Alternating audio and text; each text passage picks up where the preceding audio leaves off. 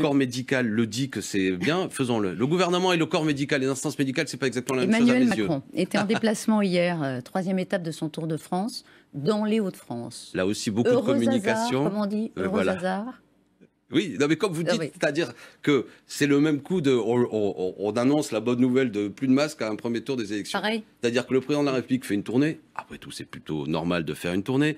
Mais comme par hasard, heureux hasard, comme dirait l'autre, des fois, il va dans des communes où c'est des maires en marche.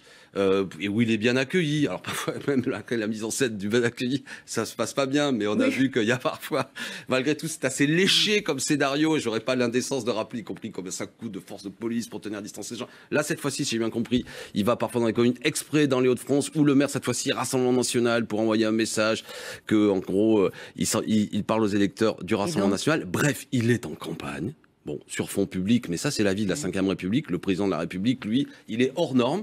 Ils ont demandé à leur ministre d'être plus sobres dans leurs déplacements à l'occasion des élections, ce qui est plutôt une règle saine. Par contre, le président de la République, lui, il est très présent, sous des formes parfois assez discutables. Hein. Puis par ailleurs, bon, après, moi, j'adore La Fontaine et Fabrice Lucchini, mais hier, je ne sais pas si vous avez apprécié cette séquence bizarre, à un moment donné, où tous les deux... Pourquoi bizarre ? J'avais l'impression d'un prof de français, comme ça, de la part d'Emmanuel Macron, qui nous parlait du style La Fontaine. Au bout d'un moment, ce président omniscient qui nous étale un peu toutes ses grandes connaissances sur la littérature, entre ce qui est la maîtrise et la liberté, etc., bon, au bout d'un moment, ça en fait beaucoup. Mais c'est quoi? C'est du narcissisme pour vous? C'est quoi? Non, je vous pose la question parce que c'est ce que vous sous-entendez dans... C'est un peu un étalage de belle intelligence, mais c'est pas ça qu'on demande au président de la République. Je l'aimerais plus présent sur des dossiers sociaux, je l'ai dit, quand il y a des sociétés qui ferment, tel que c'est le cas. On a une 4e vague sociale. On a à peu près 420, 450 plans de licenciement à l'heure actuelle. Je préfère un président aux côtés des salariés, aux côtés de ceux qui... Il y a 1 million de gens supplémentaires sous le seuil de pauvreté. Il y a beaucoup d'inquiétudes dans le pays. Il y a 1,3 million de gens qui vont subir la réforme de l'assurance chômage. Ils vont économiser 2,3 milliards. L'assurance chômage va baisser. Je l'aimerais présent sur le front social, plus que, comment dirais-je, bavarder, même si on aime tous La Fontaine. Franchement, c'est un auteur majeur et j'adore. Moi, je suis prof de français et d'histoire aussi. Il est décalé. Il y a beaucoup de com, c'est appuyé, c'est lourd. Moi, je trouve ça un peu décalé par rapport au pays. Mais on verra bien. Ça ne produit pas en plus... de la participation électorale, selon moi. On va en dire 2 mots, parce que c'est le scandale. Entre 38 et 40%, d'après 2 sondages ce matin, Opinionway et IFOP, de participation et donc abstention massive, record. Il y avait eu 50% en 2015, il y avait eu un sursaut. Elisabeth Partey-Chouf commence déjà, et je vous réponds, par dénoncer un scandale. Adrexo, société auquel on a confié la distribution du matériel électoral. Avant, c'était confié à la Poste, notre bonne vieille Poste, si je puis dire, qui était une société publique pendant longtemps. Là, on l'a confié à une société privée. Et il y a beaucoup de scandales, ça circule sur les réseaux sociaux, de paquets significatifs d'enveloppes qui sont à la poubelle. Parce que cette société privée... Regardez le tweet de Raquel Garrido, précisément, où elle a photographié là. Oui. Et Raquel Garrido, qui est candidate, a raison de souligner. Vous dites quoi ? Et elle dit, l'abstention est organisée. Par qui ? Il y a un chaos. Quand on confie ça à une société privée qui manifestement n'a pas les épaules pour pouvoir le faire, à tel point que M. Darmanin va convoquer la société privée, on ne se bat pas véritablement pour faire monter la participation. On considère que c'est quelque chose qui peut être fait de manière un peu négligée. Et il a fallu que ce soit la France insoumise. Vous pointez Raquel Garrido, Adrien Quatennens, beaucoup de nos candidats. Adrien Quatennens, notre coordinateur, en a beaucoup parlé pour dire là, il y a un problème parce que remonter de beaucoup d'endroits, le fait que les gens nous disent j'ai pas reçu le matériel électoral, etc. C'est pas normal que ce soit une force comme nous qui pointions le problème. Ça devrait être en vérité le gouvernement qui dit mais comment ça se fait ? Au-delà de ça, donc, vous avez raison, on en a parlé d'ailleurs hier sur LCI largement, mais la campagne n'a pas intéressé. C'est aussi ce que montre un sondage ce matin. 26% contre 41% en 2015. Quelle est votre responsabilité ? Non, mais c'est plus intéressant d'essayer de comprendre. Vous avez bien raison. Je pense que déjà, on sort du Covid. Beaucoup de questions, les gens ont la tête ailleurs. Deuxièmement, oui, les élections régionales et départementales, les gens ont du mal à comprendre à quoi ça sert véritablement. Ils ont l'impression que là aussi, que les forces politiques reviennent nous dire mon bilan est bon, votez pour moi, ou alors à l'inverse, parlent de sujets dont ils ne voient pas très bien l'intérêt. Moi, je suis persuadé, pour dire les choses, que dans 12 mois, les gens savent que l'élection présidentielle et la législative qui suit, c'est là où est le pouvoir. Il y aura de la participation. Mais c'est clair que là, dans les élections qui viennent, pour toute une série de raisons, parce que je l'ai dit, des préoccupations des Français sont une inquiétude par rapport à leur boulot, etc. Ils ne voient pas des réponses là-dedans. Je leur dis malgré tout que c'est dommage, parce que je fais campagne pour les listes France Insoumise, Clémentine Autain, Île-de-France, et puis je ne vais pas tous les citer partout, parce qu'on peut envoyer un message politique très fort. Est-ce qu'on remet à travers des votes France Insoumise la question démocratique, la question sociale, la question écologique? Les débats n'ont pas intéressé, vous êtes dans le débat. Oui, parce que, comment dire, se passionner sur le financement des transports, ou, vous voyez ce que je veux dire? C'est plus intéressant que de se passionner pour des compétences qui ne sont pas de la région, non? Non, mais pour beaucoup de gens aussi... Justement, les transports, les lycées, oui, mais parfois, même le bilan, ça aurait pu être intéressant. Mais j'ai fait campagne nuit et jour, je ne peux pas vous dire l'inverse. Quand je discute avec les gens, ce que je peux vous dire, j'étais encore hier soir en sortie de métro, c'est que les gens me disent, les régionales, c'est quoi?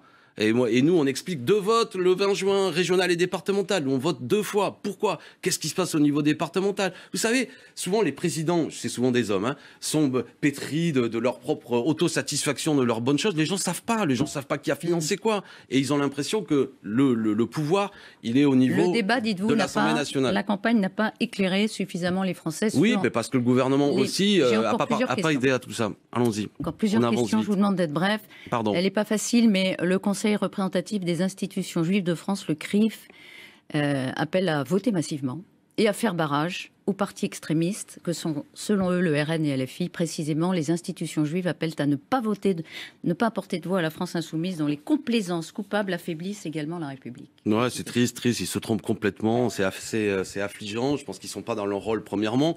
Deuxièmement, c'est une banalisation de l'extrême droite, parce que Madame Le Pen, elle était directrice de campagne de Jean-Marie Le Pen, qui était le principal émetteur du négationnisme dans ce pays.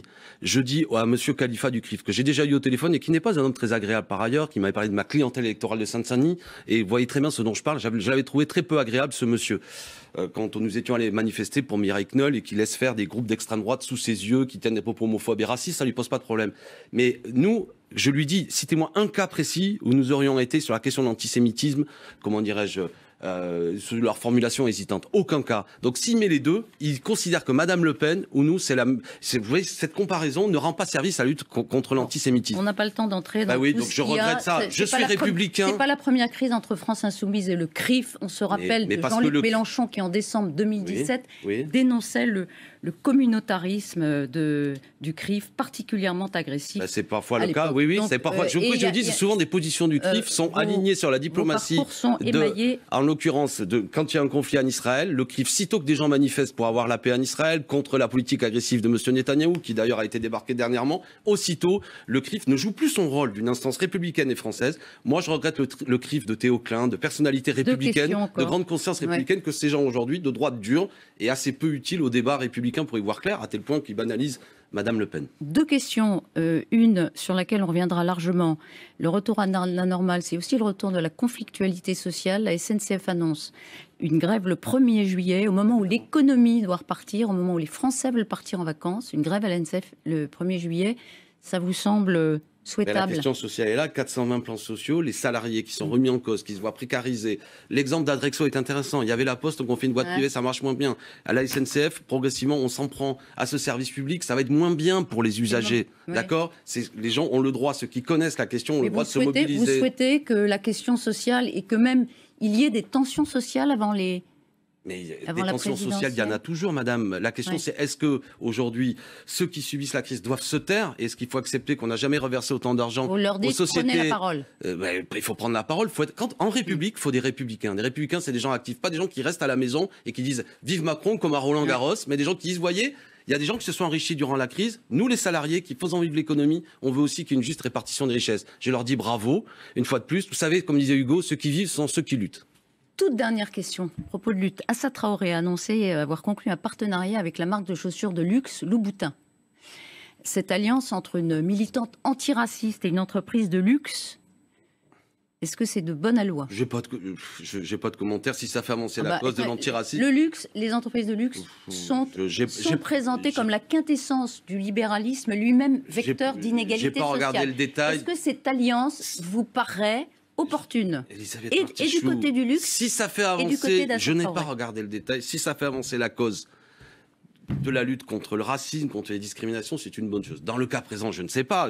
Madame Traoré est une figure aujourd'hui. Si elle est une femme intelligente, si elle le fait pas sans raison. Moi, j'ai rien vu de plus. Vous savez, j'ai la tête dans le guidon qu'une photo. On me dit que c'est fait, qu'il y aurait des fonds reversés pour des associations qui luttent contre la discrimination. C'est un coup de communication qui amène à ce que Elisabeth Partichou, grande intervieweuse de la LCI, en parle. Bien joué. Non, moi, après, je regarde pas le... C'est une question de savoir si vous, par exemple, vous pourriez vous associer à une entreprise de luxe. Voilà. L'entreprise de luxe, elle récupère aussi. Mais je ne le ferai pas. La France insoumise ne mêlera pas son combat à une grande société privée, etc. Après, j'espère que c'est le boutin. J'espère qu'il paye bien ses salariés. J'espère qu'il précarise personne. Et qu'il fait pas seulement de la com en utilisant Madame Traoré. Bon, voilà, c'est tout. Mais honnêtement, moi, j'ai pas envie. J'ai vu, il y avait des gens qui protestaient. Assa Traoré, elle mène un combat pour la justice, pour son frère. Le combat est juste. Après, elle le mène à sa façon, avec de la com, ça parle à la jeunesse. Pourquoi pas? Moi, j'ai pas regardé le détail. A priori, j'ai envie de faire confiance. Et bien, quand vous aurez regardé, vous reviendrez. Oui, c'est pas à moi d'en juger. Merci, Alexis Corbière, d'avoir été ce matin sur LCI.